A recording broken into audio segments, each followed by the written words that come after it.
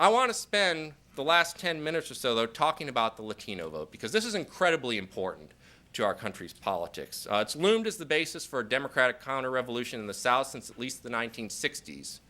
In his famous book, The Emerging Republican Majority, Kevin Phillips noted that Viva Kennedy clubs had provided a new level of political consciousness for Hispanic Americans in Texas, flocking to the polls to support the first Roman Catholic president, much like their northern brethren.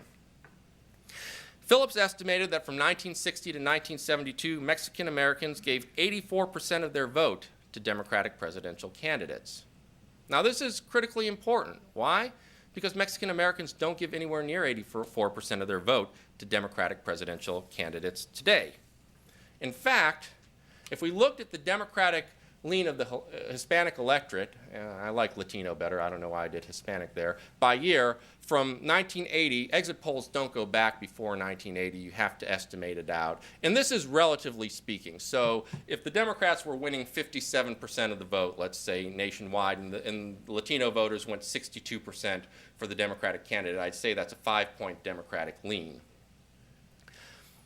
You can see the trend there is actually towards Republicans.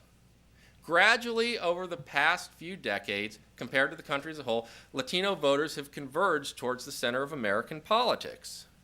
This is contrary to probably everything you've ever read in the news about Latino voters.